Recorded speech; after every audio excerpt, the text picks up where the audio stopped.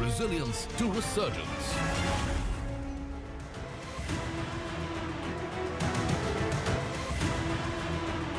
बाद आपका स्वागत है। और एफएम निर्मला सीतारमण हम लोग दिखा रहे थे ब्रेक से पहले कि निकल चुकी है अपने आवास से। और ये देखिए, ये डेस्टिनेशन है जहाँ पे कुछ देर में पहुंचती हुई नजर आएंगी।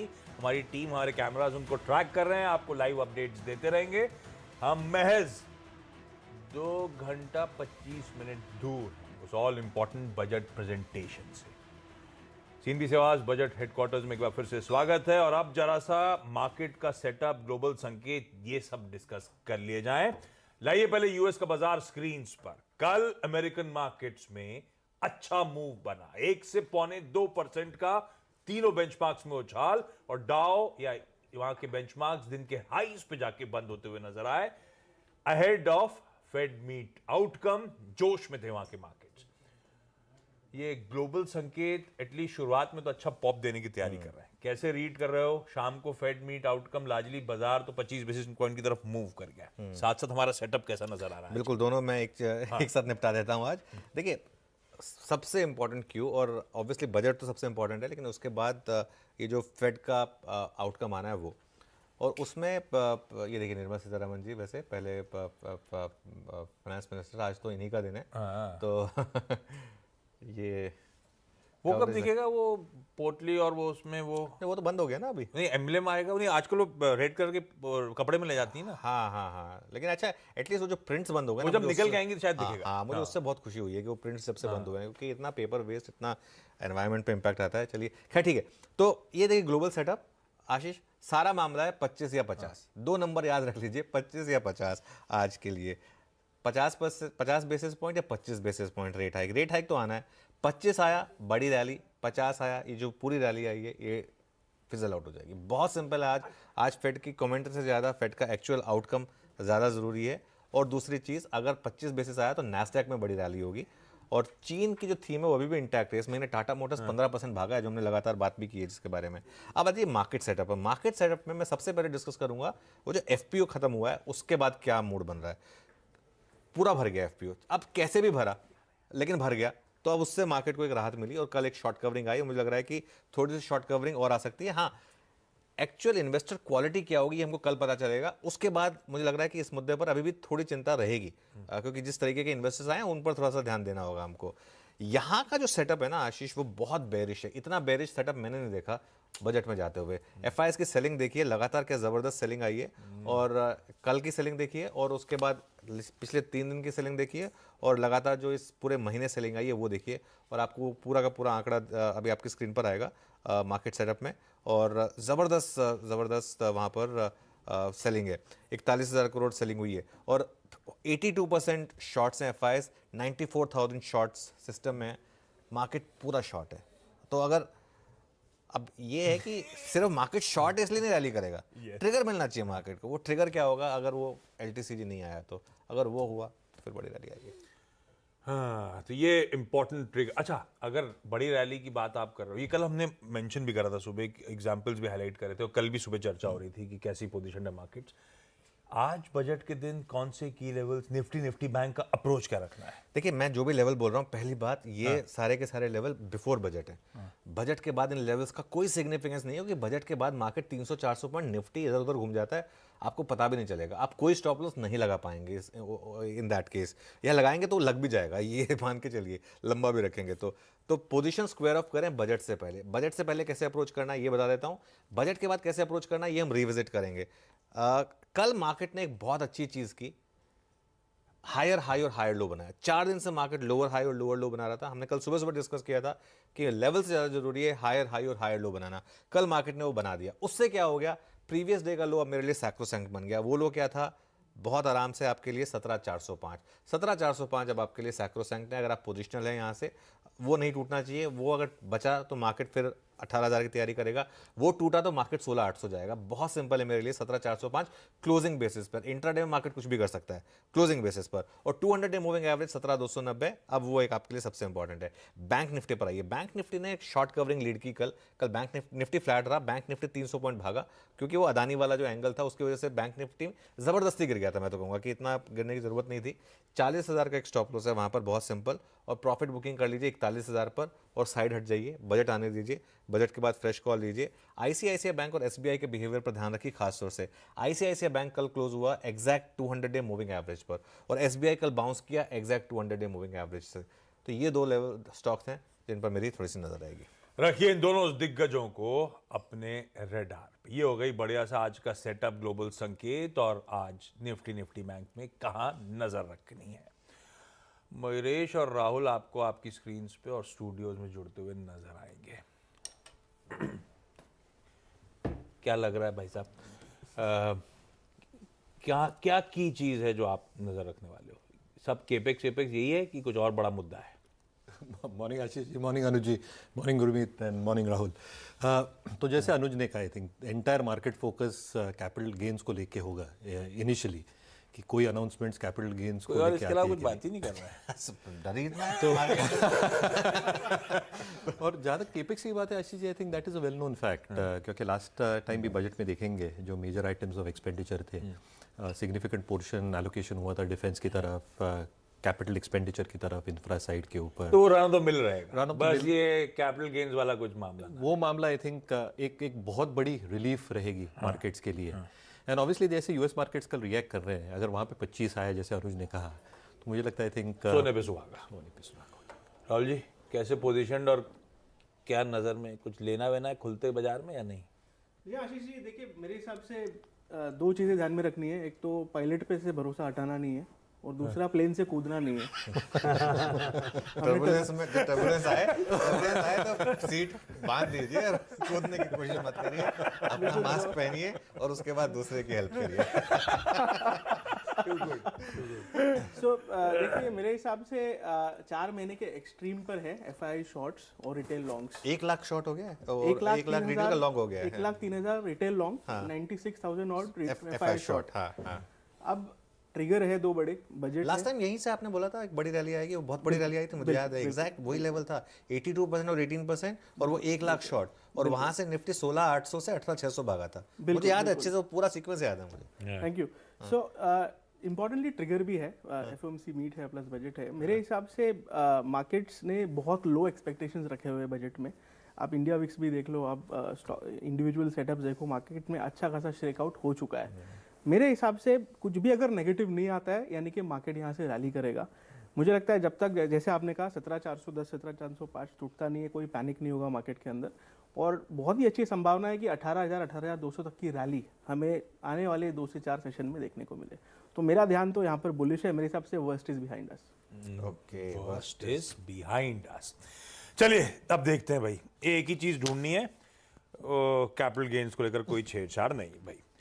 हर्षदा के पास चला जाए, बिल्कुल, जरा बाकी टेक पंचायत में सारे एक्सपर्ट जुड़े हुए हैं, कुछ बढ़िया सी स्टॉक पिकिंग हो जाए। बिल्कुल। Harshada, over to you। शुक्रिया आशीष। जी हाँ, सब लोग तैयार है। गावा साहब बताइए, आज का टॉप कॉल प्री बजट क्या रहेगा? और आज का टॉप कॉल मुझे लगता है ध्यान देना चाहिए, सेफ्टी मार्जिन थोड़ा हाई है, उसके हिसाब से मैं कहूँगा कि हेवल्स इंडिया, इसका चार्ट स्ट्रक्चर तो बढ़िया है, बेस बना हुआ है, पॉसिबल है कि यहाँ से एक अपमूव मिलना चाहिए। ट्रेड कर रहा है 1182 पर हेवल्स इंडिया, एक अपमूव मिलना चाहिए। टारगेट होगा 1200 1210 तक, स्टॉप होगा 1175 हेवल्स इंडिया। ओके, तो 1200 1210 तक हेवल्स पर एक बाय कॉल आता हुआ।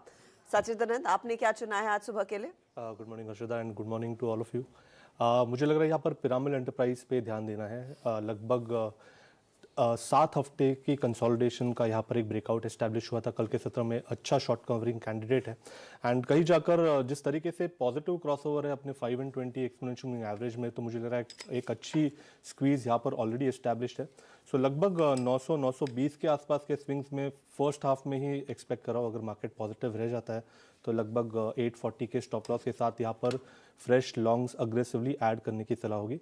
900 920 एक आइडियल जोन होगा जहाँ पर आपको मुनाफा बांध देना चाहिए। ओके, तो यहाँ पर प्रॉफिट बुकिंग के भी लेवल्स आ चुके हैं, 900 920 के आसपास आए तो मुनाफे बांधने की तैयारी कीजिएगा। इनफैक्ट आप सबको पहले मुझे कहना चाहिए था कि welcome to the studio and Manas, welcome to Mumbai. बताइए, लखनऊ की तुलना में यहाँ का तो गर्मी तो नहीं लग रही आपको? नहीं एसी बढ़ा देंगे? बिल्कुल नहीं गर्मी लग रही है, बहुत अच्छा क्लाइमेट लग रहा है, क्योंकि काफ़ी पेनफुल ठंडक थी इस बार लखनऊ में, तो काफ़ी बेहतर लग रहा है क्लाइमेट यहाँ पर। तो good morning Harshita ji, good morning everyone. देखिए M&M पे खरीदारी करने की राय रहेगी, क्योंकि M&M में अगर आप पैटर्न देखेंगे तो एक बहुत ही इंपॉर्टेंट लेवल्स जो मेरे ख्याल से 1350 1360 की रेंज में थे, M&M ने उसको ब्रीच किया है। अगर आप मंथली चार्ट देखेंगे तो वो एक फ्लैग पैटर्न का ब्रेकआउट है, तो इंपॉर्टेंट ब्रेकआउट है, तो खरीदारी करने के मौके होंगे। 1349 के स्टॉप लॉस से खरीदारी करेंगे 1430 के टारगेट के लिए। ओके, तो ये भी देखिए एक तेजी वाला ही ट्रेड अनडाउटेडली M&M रेडार पर तो वैसे भी रहेगा। अगर रूरल पुश और आता है या फिर ऑटो सेक्टर के लिए कुछ और बड़ी सौगात आती है। राजेश पालविया, बताइए आज का top call. Good morning. Good morning Harshita ji, good morning everyone. So आज का कॉल रहेगा फर्टिलाइज़र स्पेस से। हमने देखा कि कल के सेशन में भी एक अच्छा बाइंग इंटरेस्ट बना फर्टिलाइज़र स्पेस में, और सारे फर्टिलाइज़र स्पेस में सारे फर्टिलाइज़र स्टॉक्स में लोअर साइड से एक अच्छी बाइंग यहाँ पे देखने को मिली। उसमें चंबल फर्टिलाइज़र हमने यहाँ पे आइडेंटिफाई किया है। कल के सेशन में देखें तो एक फॉलिंग ट्रेंड लाइन का ब्रेकआउट यहाँ पे डेली चार्ट पे होते हुए दिखा है। स्टॉक अब वापस 50 डे मूविंग एवरेज के ऊपर आया। कल के सेशन में देखें तो एक शॉर्ट कवरिंग यहाँ पे बनते हुए दिखी है। जिस तरीके के सेटअप है चंबल के, हमें लगता है 325 तक के अपसाइड के टारगेट चंबल फर्टिलाइजर फ्यूचर में आते हुए दिख सकते हैं। 302 के स्टॉप लॉस से बाय किया जा सकता है। ओके, तो ये भी देखिए एक तेजी वाला ही ट्रेड। तो जिस्ट आपके सामने है, तेजी वाले कॉल्स, और ऑटो से लेकर फर्टिलाइजर से लेकर आपका थोड़ा सा फाइनेंशियल की तरफ भी पीएल के साथ फोकस आया। और गाबा साहब ने हेवल्स दिया। आशीष, थीम वही है, कैपेक्स पुश वाली, कंजम्पशन थीम वाली। केपेक्स पुश, कंजम्पशन, उससे जुड़े स्टॉक्स रेडार पे। बाजार में कहा जाता है आपको टाइम करना आना चाहिए, हालांकि मुश्किल काम है उसमें, तो उसके लिए नहीं। मानस ने पूरे एफपीओ के समय छुट्टी मार ली। हाँ। आज जब सब कह रहे हैं दिन ऐसा है कि जब तेजी आएगी मानस लौट आए। हाँ, नहीं वो ऐसी टाइमिंग करनी नहीं टाइमिंग अच्छा। एक्चुअली पता है ये एक्चुअली मार्केट में बहुत बड़ा मिथ है कि time in the market is important, more important then timing the market. मैं कहता हूँ दोनों इंपॉर्टेंट है। टाइमिंग भी इंपॉर्टेंट है। टाइमिंग मतलब आप कैनरा बैंक जिसने 2004 में लिया था उससे पूछिए, और कैनरा बैंक जिसने लास्ट ईयर लिया था उससे पूछिए कि टाइमिंग इंपॉर्टेंट है कि नहीं है। या फिर एक और एग्जांपल देता हूँ, गोकुलदास एक्सपोर्ट्स, अगर आपने आईपीओ में लिया था जैसे गुरमीत खां में मिला रहे हैं, या अगर आपने लास्ट ईयर लिया था, टाइमिंग मैटर करती है। ये मतलब ये एक और अब वो वाली बाय एंड होल्ड वाली मार्केट नहीं है, क्योंकि लेजीनेस जो होती है ना कि बस आपने लेके छोड़ दिया, वो वाली मार्केट नहीं है। हाँ, ये मानस से सीखेंगे हम लोग कैसे छुट्टी प्लान करनी चाहिए। लेकिन अब दिल्ली चलने का समय। अब जानना है कि अब क्या क्या की थीम से हम लोग मेंशन कर चुके हैं पिछले कुछ दिनों से। टैक्स पे नजर, एम्प्लॉयमेंट जनरेशन पे नजर, इंफ्रा स्पेंड्स पे, रेलवे पे एक्स्ट्रा थ्रस्ट देने पर, और इस समय एग्री और रूरल डिस्ट्रेस को एड्रेस करने की कोशिश।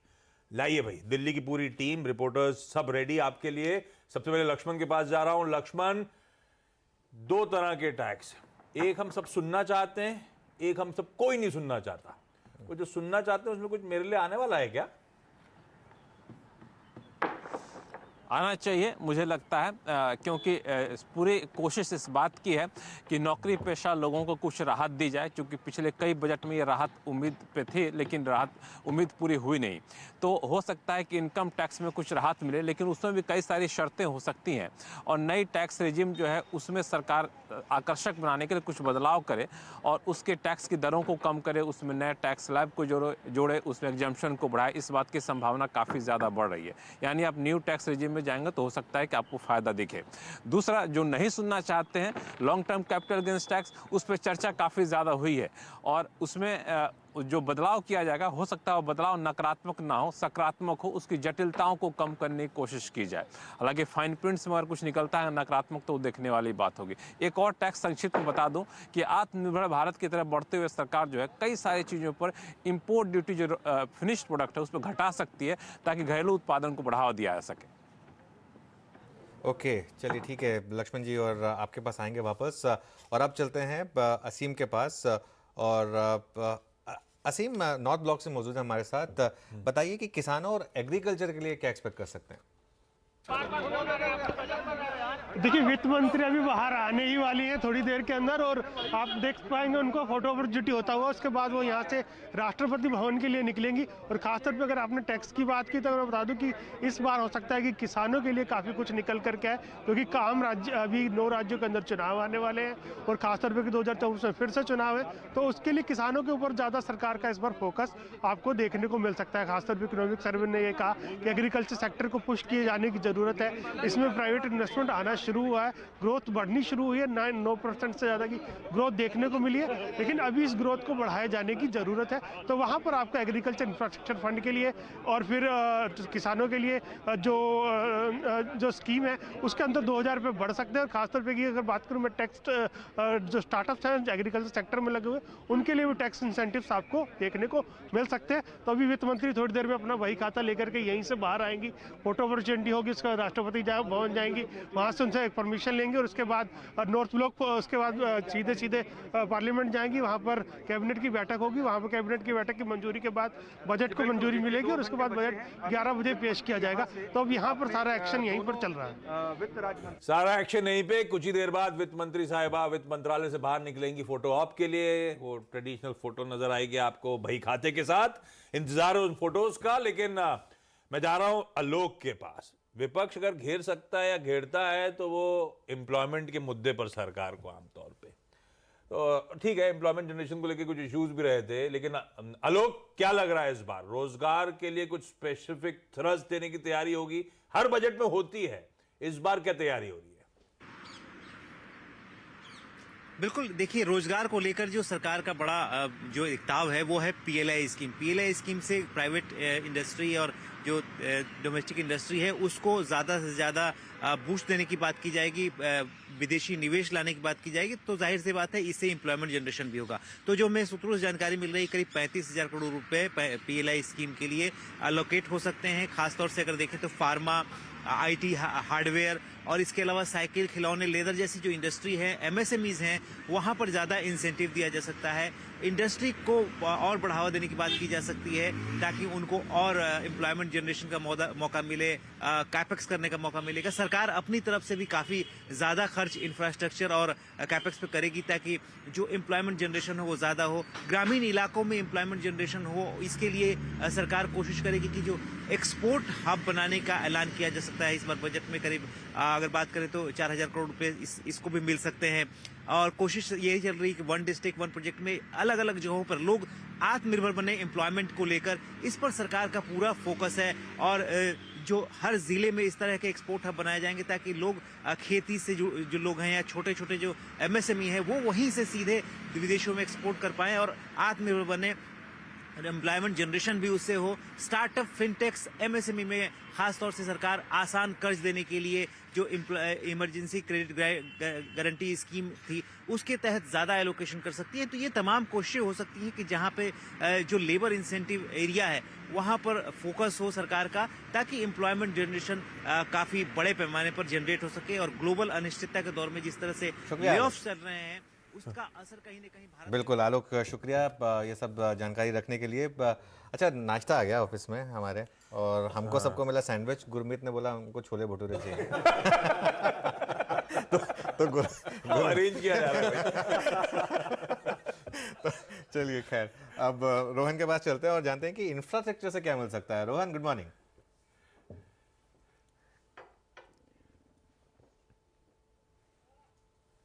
रोहन, ऑडियो नहीं आ रहा आपका। अच्छा, दीपाली के पास चलते हैं और रोहन के पास वापस आएंगे। दीपाली, रेलवेज के लिए क्या एक्सपेक्ट कर रहे हैं? रेलवे के बारे में मैं आपको बताऊं, लेकिन उससे पहले एक इम्पोर्टेंट स्टेटमेंट जो वित्त राज्य मंत्री पंकज चौधरी ने अपने घर से निकलते वक्त दिया। उन्होंने कहा कि ये जो बजट है इसमें समाज के हर एक वर्ग का ध्यान रखा गया है, चाहे वो टैक्स पेयर्स हो या फिर किसान हो या फिर देश के युवा हो, सबको ध्यान में रख के इस बजट को बनाया गया है। अगर रेलवे की बात करें तो मुख्य तौर पर एलोकेशन तो बढ़ता हुआ हमें दिखाई देगा ही, साथ ही साथ किस तरह से रेलवे इंफ्रास्ट्रक्चर को बढ़ाया जाए या जो मौजूदा एग्जिस्टिंग इंफ्रास्ट्रक्चर है उसे किस तरह से मजबूत किया जाए, इसका भी पूरा ध्यान वित्त मंत्री अपने बजट में रखने वाली है। अगर पैसेंजर्स के हिसाब से देखें, क्योंकि पैसेंजर सेफ्टी और सिक्योरिटी एक बड़ा कंसर्न हमेशा से ही रहा है, उसको दूर करने के लिए लगातार मोदी सरकार काम कर रही है। यही वजह है कि जो एलोकेशन है वो भी सेगमेंट के लिए अक्सर बढ़ता हुआ दिखाई दिया है और यही ट्रेंड इस बजट में भी देखने को मिलेगा। दो इंपॉर्टेंट अनाउंसमेंट अनाउंसमेंट इस बजट में हो सकते हैं। पहला, वंदे भारत ट्रेन को लेकर अभी बात करें तो करीब 8 वंदे भारत देश भर में चलाई गई हैं, लेकिन इस बार जो अनाउंसमेंट होगा वो अपग्रेडेड वंदे भारत ट्रेन के लिए होगा, जिसमें स्लीपर फैसिलिटी को भी ऐड ऑन किया गया पैसेंजर की कंफर्ट के लिए। दूसरा अनाउंसमेंट ट्रेनों के हिसाब से हाइड्रोजन ट्रेन को लेकर हो सकता है। सोर्सेज से हमें जानकारी मिल रही है करीब 30 हाइड्रोजन ट्रेन चलाने का ऐलान वित्त मंत्री अपने बजट भाषण में कर सकती है। अगर हाइड्रोजन की बात करें, क्लीन फ्यूल को लगातार मोदी सरकार बढ़ावा दे रही है हर एक सेक्टर में, और रेलवे भी इसमें अब तो रेलवे पे एक बढ़िया थ्रस्ट होगा। इंफ्रा पे 7.5 लाख करोड़ का आवंटन हुआ था, पिछला बजट एस्टिमेट था जो 26-27% का ईयर ऑन ईयर जंप था, और इंफ्रा पे भी इस बार कहा जा रहा है कि डबल डिजिट ग्रोथ फिर से ऐलान शायद इस बजट में किया जाए। और उसमें रेलवेज में सबसे ज्यादा पैसा, सबसे एग्रेसिव मिनिस्ट्री चैनलाइज कर रही है, फंड्स को मोबिलाइज कर रही है, और जो 100% लोकेशन से कहा जा रहा है ऑलरेडी एग्जॉस्ट कर चुके हैं, वो उस लिमिट्स को ब्रीच कर चुके हैं। खैर, बजट पे ऐसे ही बातचीत, एक्सपर्ट्स से बातचीत, बढ़िया स्टॉक पिकिंग, सब कुछ कंटिन्यू करेंगे। इस समय एक काम करते हैं, छोटा सा ब्रेक के उस पार लौटेंगे, और शायद तब तक प्री ओपन सेशन की शुरुआत हो रही होगी, तो उसकी तैयारी।